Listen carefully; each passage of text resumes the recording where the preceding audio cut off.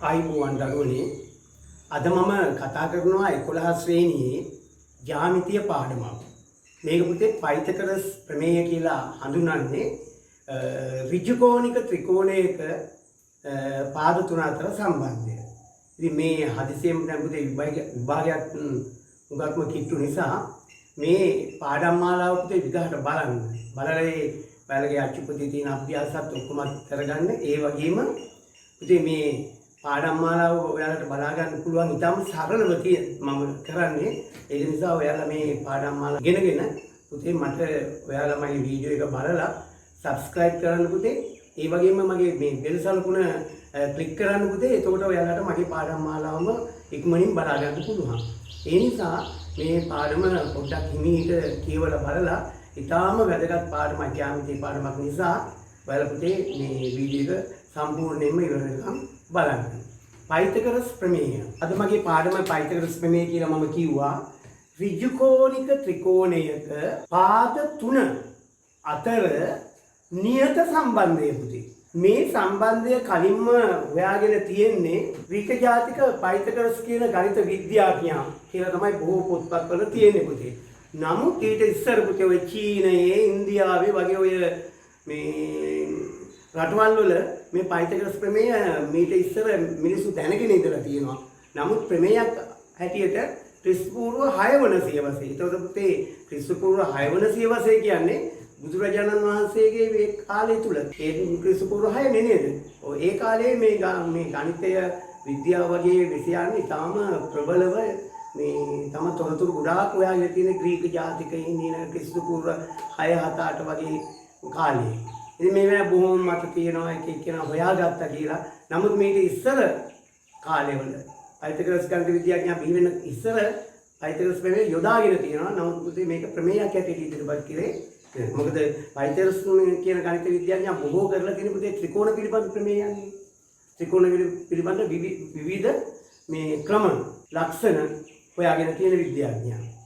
ඍජුකෝණික ත්‍රිකෝණයක ඔයාලට නම් මේ පන්තියේදී මේ ප්‍රමේය පුතේ කරා නිකන් මේ කටපාඩම් කරවලා ගණන් හදුවා පුතේ.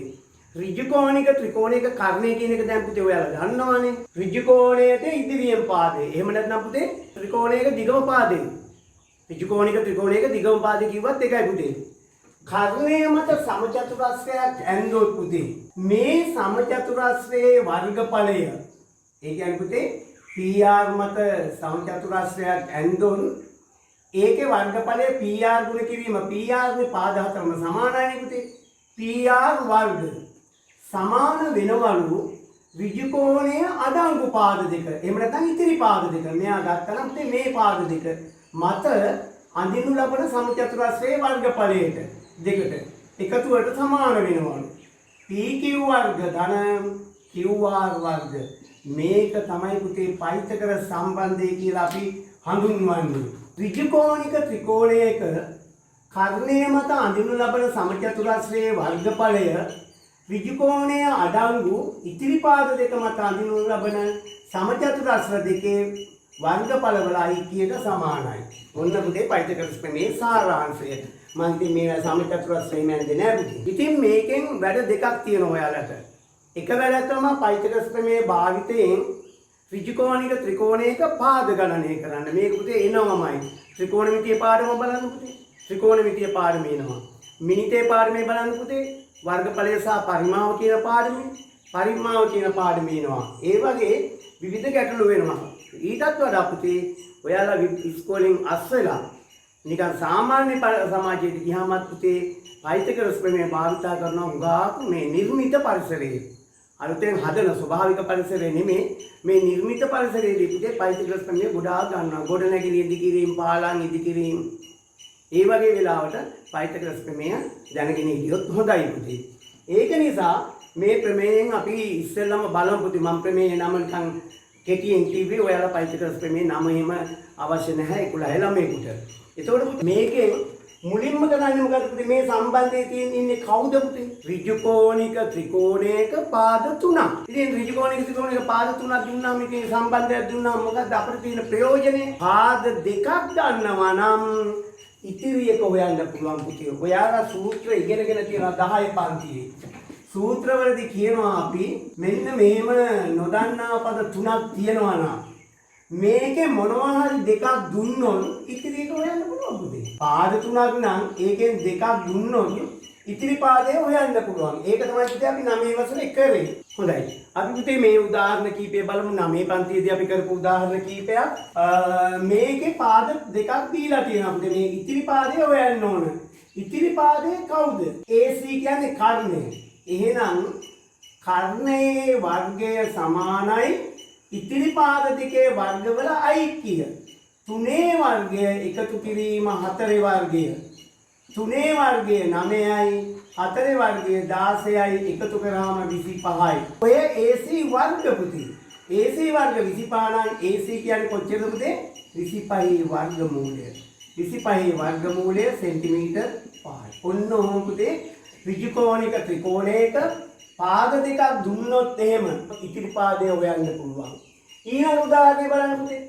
මෙයා සෙන්ටිමීටර් 10යි මෙයා සෙන්ටිමීටර් 8යි මෙයා අහනවා PQ අහනවා පුතේ එතන. එතනත් එහෙමයි පුතේ පාද දෙකක් දීලා තියෙනවා. හැබැයි මේකට වඩා මේක වෙනස් පුතේ. මෙතන කර්ණය අහන්නේ. කර්ණයේ වර්ගයේ සමානයි ඉතිරි පාද දෙකේ වර්ගවල එකතුව. මෙතන අහන්නේ පුතේ වෙනත් පාදයක්. එහෙනම් මේකේ මේ සම්බන්ධය ලියන්න ඕන පුතේ PR වර්ග සමානයි PQ වර්ග එකතු කිරීම QR වර්ග කියලා. එතකොට හොයන්න ඕන එක්කෙනා ඉන්නේ මෙතන. කර්ණය නෙමෙයි හොයන්නේ. හොඳට මතක තියාගන්න කර්ණය දීලා තියෙනවා. PR වර්ග කර්ණයේ වර්ගයේ සමානයි ඉතිරි පාද දෙකේ වර්ගවලයි කිය. PQ වර්ග සහ QR වල වර්ගවලයි කිය. එහෙනම් පුතේ මේක මෙහෙම ලියලා QR වර්ග මේ පැත්තට ගන්න ඕන. එහෙමනම් මම යෝජනා කරනවා පුතේ ඊට වඩා ලේසි ක්‍රමයක්. දැන් මේ කියන්නේ කර්ණය නෙමෙයි වෙන පාදයක් නම් කෙලින්ම උත්තර කරලා ලියන්න පුළුවන් පුතේ. PQ වර්ග සමානයි මොකද්ද වෙන්නේ පුතේ? කර්ණයේ වර්ගයෙන් අනිත් එක්කෙනාගේ වර්ගය අඩු කරනවා පුතේ. එතකොට එනවා කර්ණයේ පුතේ PR වර්ගනේ. PR වර්ග වලින් අඩු කරනවා පුතේ QR වර්ග. මෙන්න මේක මතක තියාගන්නකො පුතේ. මේකත් මතක තියාගන්නකො. දැන් අහගන්න. කර්ණය හොයනවා නම් ඍජුකෝණික ත්‍රිකෝණයක කර්ණය හොයනවා නම් ඉතිරි පාද දෙකේ වර්ග එකතු කරනවා කෙලින්ම කර්ණය උත්තර කරලම ලියනවා පුතේ. ඍජුකෝණී ත්‍රිකෝණයක වෙනත් පාදයක් හොයනවා නම් ඒ පාදයේ වර්ගය කියලා කියන්නේ පුතේ එකපාරම ලියන්න පුළුවන් කර්ණයේ වර්ගයෙන් අනිත් පාදයේ වර්ගය අඩු කරලා. මේ මෙතන පුතේ PQ වර්ග උත්තර කරොත් පුතේ QR වර්ගය එනවා මේ පැත්තට. PR වර්ග ඍණ QR වර්ග කියලා. එනවා එක පේලියක් අඩුවෙන් ලියන්න පුළුවන් පුතේ. විභාගෙට පේලිය අඩු කර ගන්නවා කියන්නේ පුතේ ලොකු මේ කාලයක් ඉතිරි වෙනවා පුතේ. එක ගානකින් එක කොටසකින් පේලියක් නම් පුතේ කොටස් 4-5 තිබ්බොත් පේලිය 4-5ක ලියන වෙලාව ඉතිරි කර ගන්නවා. මොනවද පුතේ? අනවශ්‍ය කොටස්. අනවශ්‍ය පේලි පුළුවන් තරම් ඉතිරි කර ගන්න බලන්න පුතේ. එතකොට එනවා PQ වර්ග තමයි හොයන්නේ. PQ වර්ග සමානයි PR වර්ග කියන්නේ 10 වර්ගය අඩු කිරීම මෙතන එන්නේ පුතේ 8 වර්ගය. 10 වර්ගයේ 100යි 8 වර්ගයේ 64යි අඩු කරාම 36යි. PQ වර්ග සමානයි 36යි PQ සමානයි 36 වර්ගමූලය 6යි. අන්න තව පේලියක් අඩු කරා පුතේ. PQ වර්ග සමානයි 36 ගත්තොත් ඇති. එහෙනම් PQ කියන්නේ 36 වර්ගමූලය සෙන්ටිමීටර් 6යි. ඔය විදිහට පුතේ පුළුවන් තරම් දැන් ඉගෙනගෙන යන්න තව දින කිහිපයක් තියෙන්නේ පුතේ. මේ සති කිහිපයක් තියෙන්නේ. ඒක නිසා පුතේ විභාගයට සූදානම් වෙනකොට ඔයාලා පුළුවන් තරම් මේ වගේ කෙටි ක්‍රම ගන්න. මේකේ CD දිග හොයන්නේ මේ මෙයා පුතේ. ඒක නම් අර වගේ එකපාරම බෑ වගේ. CD හොයන්නලු. අපි CD ඉන්න ඍජුකෝණික ත්‍රිකෝණයක් හොයාගමු පුතේ. මෙයා ඉන්න ඍජුකෝණික ත්‍රිකෝණය තමයි පුතේ ACD. මේ ත්‍රිකෝණය ACD ත්‍රිකෝණය ගත්තාම CD හොයන්න ඉතිරි පාද දෙක දෙන්න ඕනේ. මෙන්න පුතේ තියෙනවා හරි. මේ එයා නෑ මේ ත්‍රිකෝණය සම්බන්ධ කරලා CD වල දිග හොයන්න පාදයක විතරයි තියෙන්නේ අනිත් පාදයේ දිග නැහැ. පොඩි ගැටලුවක්. එහෙමනම් පුතේ මේ පාදය හොයන්න කවුරු හරි උදව් කරගන්න පුළුවන්ද? ඔව්. ABC ත්‍රිකෝණය. මේ ත්‍රිකෝණය සලකලා AC හොයාගෙන මේ ත්‍රිකෝණය සලකලා CD හොයා ගන්න පුළුවන්. හැම වෙලාවෙම පුතේ ගානක් හදන්න ඔයාලට තියනවා පුතේ කාරණා තුනක් ගැන හිතන්න. මේ කාරණා තුන කකුලට සපත්තු දානවා වගේ වෙන්න ඕන පුතේ. මොකක්ද ඒකේ තේරුම? කකුලට සපත්තු දාන කකුල් දෙකට සපත්තු දානකොට පුතේ ඉස්සෙල්ලම මේස් දාන්න ඕන. හොඳයි. ඊළඟට පුතේ මේස් දෙක දාගෙන ඊට පස්සේ තමයි සපත්තු දෙක දාන්නේ. සපත්තු දෙක දාගෙන තමයි පුතේ ලේස් ගැට ගහන්නේ. ඔය අනුපිළිවෙල නැතුව ඔය අනුපිළිවෙල මාරු කරලා බලන්න පුතේ. ඉස්සෙල්ලම ඇඳ යට තියෙද්දිම පුතේ ලේස් ගැට ගන්නවා හොඳට. හොඳට කඹ ගැට ගන්නවා වගේ බාල්දිය ගැට ගන්නවා වගේ.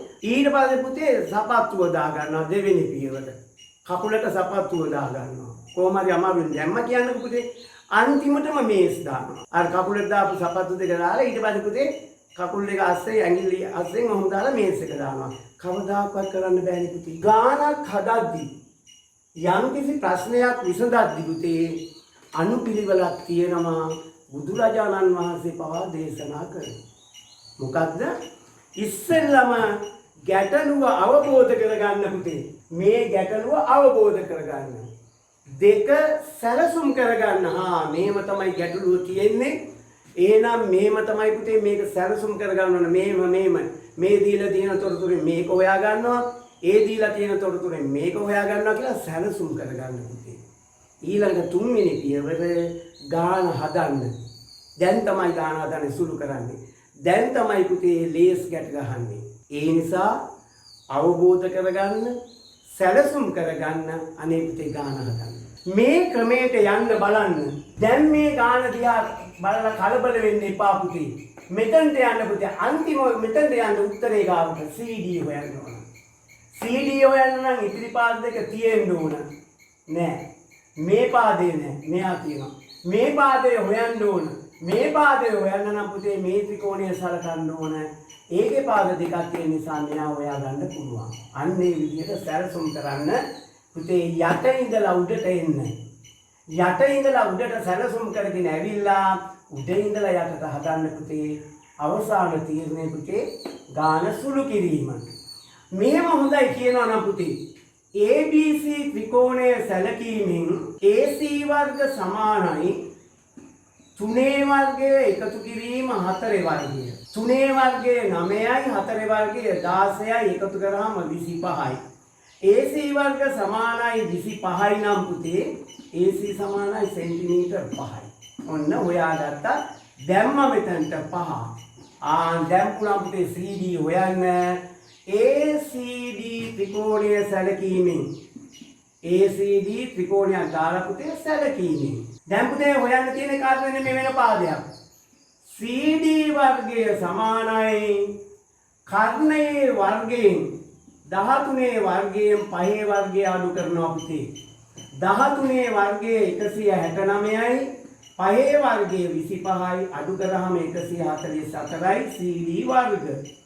එහෙනම් CD සමානයි පුතේ 144 වර්ගමූලය සෙන්ටිමීටර් 12යි.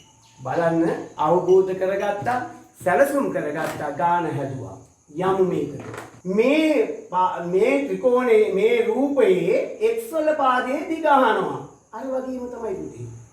x වල අගය හොයන්න මේ ත්‍රිකෝණය අරගෙන පුළුවන් පුතේ. ඒ වුණාට වැඩක් නැහැ.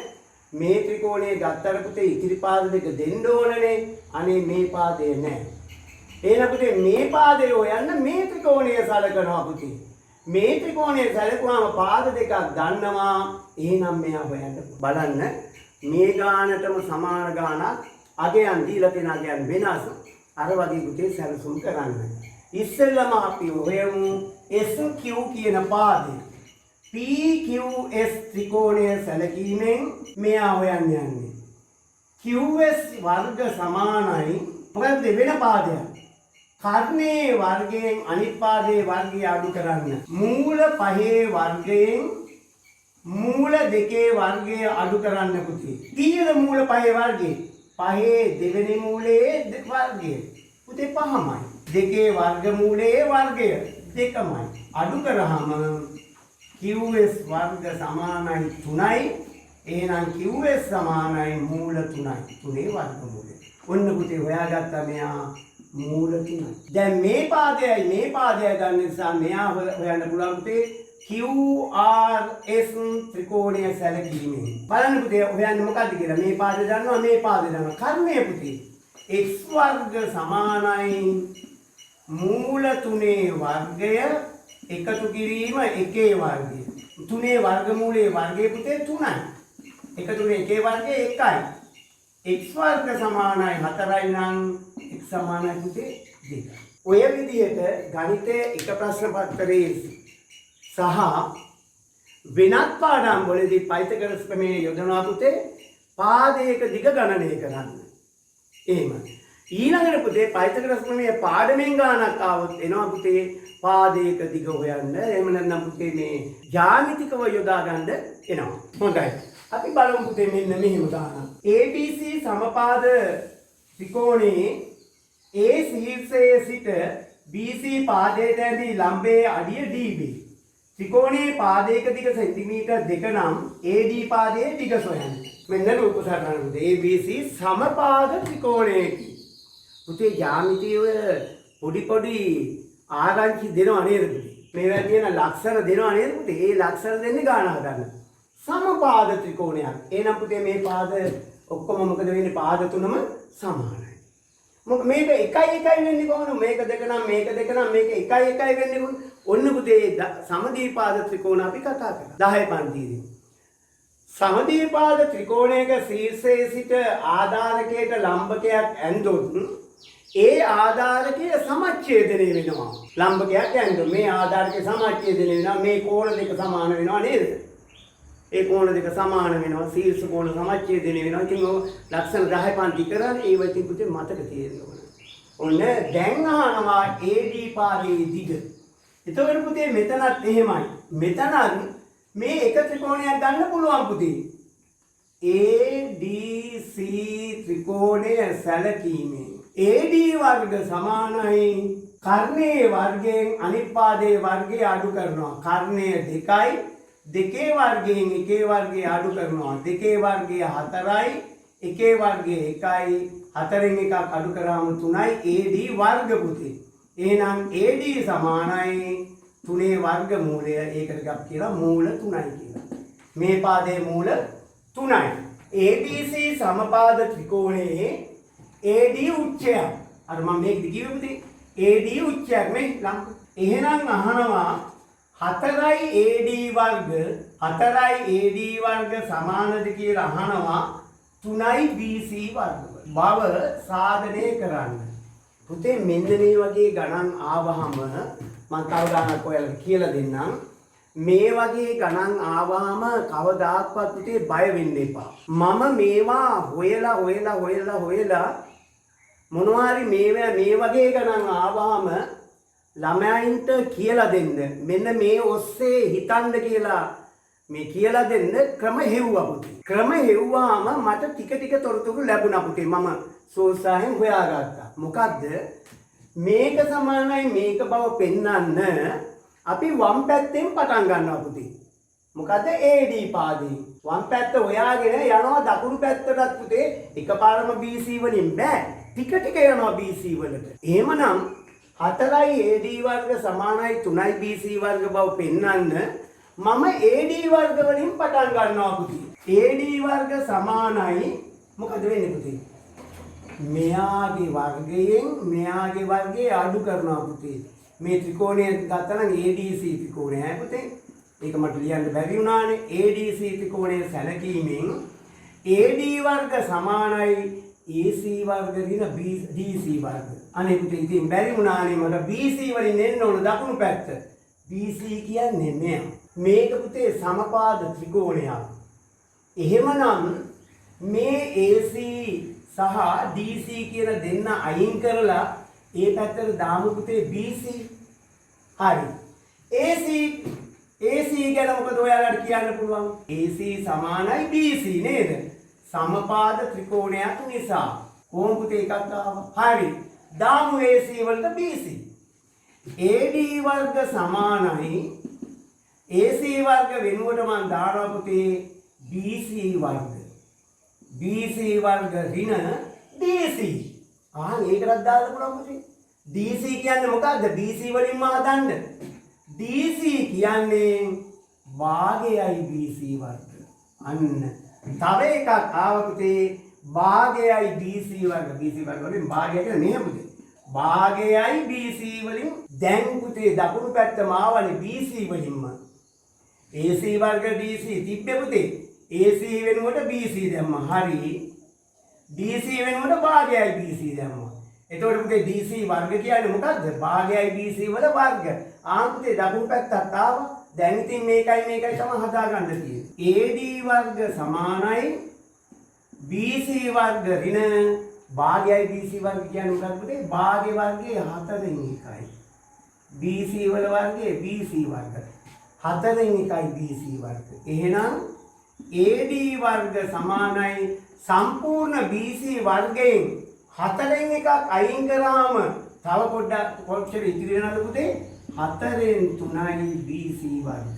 BC කියන සම්පූර්ණ රේඛාවෙන් 4න් 1ක් අයින් කරනවා. එතකොට පුතේ 4න් 3ක් ඉතිරි වෙනවා. මේ පුතේ මේ උත්තරේ නෑ. බෙදීම අතර ගේමු මෙහාට පුතේ. ගුණ කිරීම අතර 4යි AD වර්ග සමානයි 3යි BC වර්ග. ඔන්න පුතේ ආවා. 4යි AD වර්ග සමානයි 3යි BC වර්ග. මොකද්ද මම කිව්වේ? මේ වගේ ගානක් ආවහම අපි පුළුවන් තරම් පුතේ වම් පැත්ත AD වලිනුත් දකුණු පැත්ත BC වලිනුත් පුළුවන් තරම් හදාගෙන යනවා. පළවෙනි පාර නම් බෑ පුතේ AD වර්ග සමානයි AC වර්ග ඍණ DC වර්ග එන්නේ. ඊට පස්සේ පුතේ AC කියන්නේ කවුද? සමපාද ත්‍රිකෝණයක් නම් AB. ඔය විදිහට ගන්න පුළුවන්. තව ගානක් කරමු. රූපයේ දැක්වෙන ABC සමපාද ත්‍රිකෝණයේ AD උච්ඡේදය සමපාද ත්‍රිකෝණය DC සමානයි CE වනසේ මේ පාද දෙක සමාන වනසේ BC පාදය E තෙක් දික් කර ඇත. AE වර්ග සමානයි 7යි EC වර්ග බව පෙන්වන්න. ඒක පුතේ ඊටත් වඩා අමාරුයි. බලන්න. ඒකේ තියෙනවා පුතේ AE වර්ග සමානයි 7යි. AE වර්ග මෙයා සමානයිලු මේ වගේ 7 ගුණයකට. වර්ගවල 7 ගුණයකට. අර වගේමයි පුතේ. දැන් මම කියන්නම් අර ඉස්සෙල්ලා ගාන වගේමයි AE වර්ග වලට අපි ලියමු පුළුවන් තරම්. දකුණු පැත්ත ලියලා පුළුවන් තරම් පුතේ දකුණු පැත්තේ තියෙන EC වර්ග මේකනේ. මේකට යම් ටික. වම් පැත්ත AE වර්ග වලින් ලියමු පුතේ. AD E ත්‍රිකෝණයේ සැලකීමෙන් AE වර්ග සමානයි මේ ත්‍රිකෝණයේ සැලකීමෙන් පුතේ. මෙයාගේ වර්ගය සමානයි AD වර්ග එකතු කිරීම DE වර්ග. ඔන්න පුතේ පළවෙනි එක. AD වර්ග සමානයි DE වර්ග. හැබැයි ගන්න වෙන්නේ නම් පුතේ මෙයාගේ. ගන්න වෙන්නේ නම් මෙයාගේ. මේක සමපාද ත්‍රිකෝණයකුත් කියලා කිව්වා පුතේ. මේ පාද දෙක සමානයි. මේ පාද දෙක ගැන මොකද කියන්න පුළුවන් පුතේ? මේ පාදයන් A දෙකක් සමානයි. ඇයි මේක උච්චයක්? උච්චයක් නම් ආධාරකයේ සමච්ඡේදනය වෙනවා පුතේ. එහෙනම් ඒ පාද තුන සමානයි. ඕන් තව ටිකක් උදව් කරා. හරි. දැන් පුතේ අපි යන්න ඕන පුතේ මෙයයි මෙයයි අරගෙන. දකුණු පැත්තේ CE අරගෙන EC අරගෙන. හරි. එහෙමනම් පුතේ අපි මේ පාදේ ලිව්වා වැඩි. වැරදි. මේක වැඩක් නෑ. AD පාදේ වැඩක් නෑ. කපලම දාමු. එහෙම කපන්න බෑ. එතන AD වර්ග ඉන්නම ඕන. නැත්නම් ඉතින් AD වර්ගයට සමාන එක්කෙනෙක් හොයමු. හරි. එහෙනම් අපි AD වර්ග වලට සමාන එක්කෙනෙක් හොයමු. AD වර්ග සමානයි නේද පුතේ? AB වර්ග ඍණ BD වර්ග. AB වර්ග ඍණ BD වර්ග. ඔන්න AD වර්ග කපලා දාමු. AD වර්ග කපන්න නම් AD වර්ග වලට සමාන එක්කෙනෙක් ගන්න ඕන පුතේ. මෙන්න මම ගත්තා. AB වර්ග ඍණ BD වර්ග. හරි. දැන් එහෙමනම් පුතේ අපි හිමීට යන්න අර මේක අරගෙන AE වර්ග වම් පැත්තේ. මේ පැත්තේ තියෙනවා පුතේ AB වර්ග. අනේ AB වර්ග නම් බෑ. එන්න ඕන CE වර්ග. මෙයා බෑ. හරි. මෙයා බැන්නම් මෙයා දාමු. කවුද BC? ඇයි සමපාද ත්‍රිකෝණයක් නේ පුතේ? හරි. AB ට යන්න කියමු. AB නුර දාමු BC වර්ග. ඍණ BD වර්ග. අනේ මෙයාත් බෑ. එයාත් බෑ. හරි. මෙයා වෙනකොට මෙයා දාන්න පුළුවන් නේද පුතේ? BD වර්ග සමානයි CE වර්ග. හරි. එහෙනම් BD වර්ග අඩු කරනවා වෙනකොට CE වර්ග අඩු කරනවා. එකතු කිරීම DE වර්ග. DE වර්ග. එයාත් බෑ පුතේ. DE වර්ග වලට නමක් දාමු පුතේ. DE වර්ග වලට මෙතන ඉඳලා මෙතනට දාමු පුතේ. DC ධන CE වර්ග කියලා. DE වර්ග වලට දාමු DC ධන CE කියලා. දැන් බලාගෙන යමු.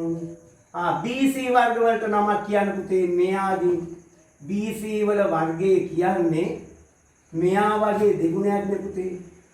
2යි CE වල වර්ගය. BC වල වර්ගය කියන්නේ මේකේ එකතුවේ වර්ගය නේ පුතේ. මේකේ එකතුවේ වර්ගයට දාමු පුතේ මෙයා වගේ දෙගුණයක් කියලා. ඇයි? මේ දෙන්නගේ එකතුවමනේ පුතේ මේ දෙන්නක්. එතකොට මේ දෙන්න වෙනුවට දාමු පුතේ මෙයා වගේ දෙගුණයක් කියලා. CE වර්ග අඩු කරමු. අය එකතු කරමු පුතේ. DC ධන CE වලට නමක් කියන්න පුතේ.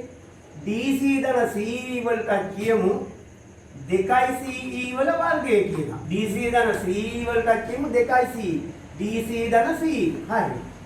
2යි CE වල වර්ගය 4යි CE වර්ග. ඍණ CE වර්ග.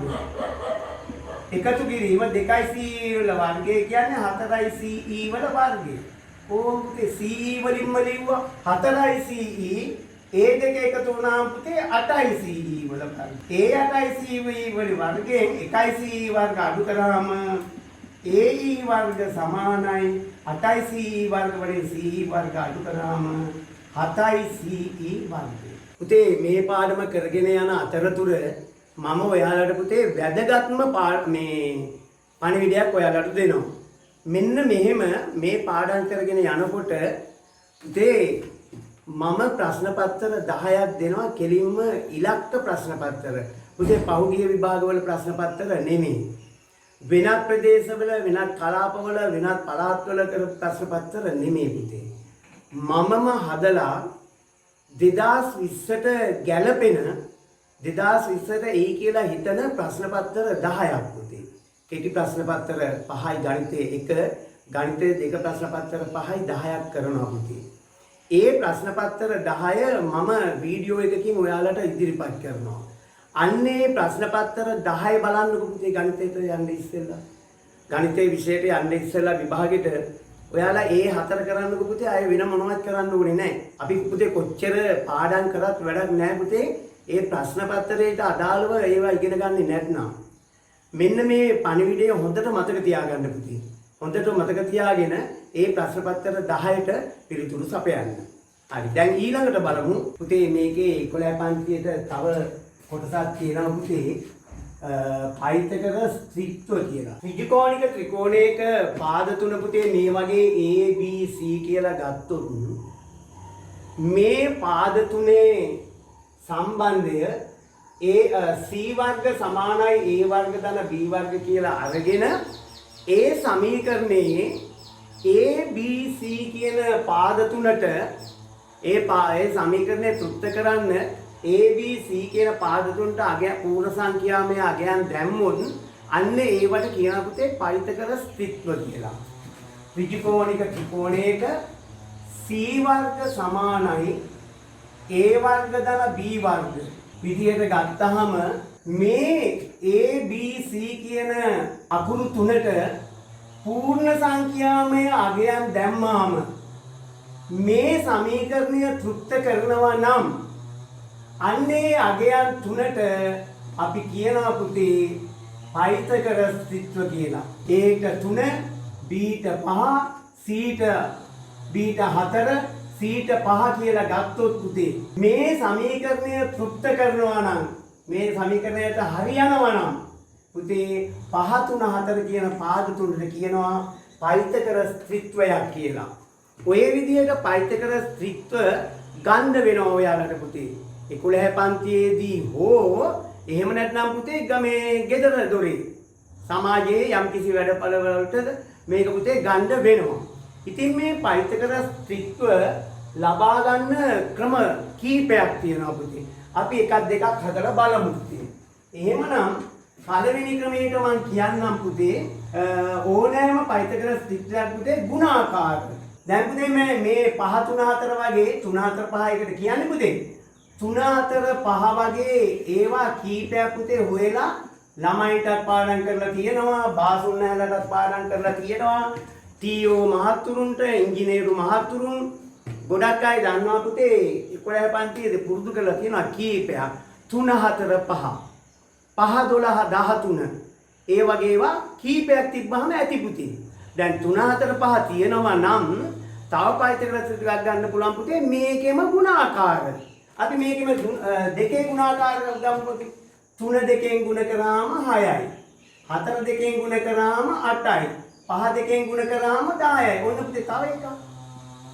මේක 3ෙන් ගුණ කරලා 3 වරක් 3 9යි. 3 වරක් 4 12යි.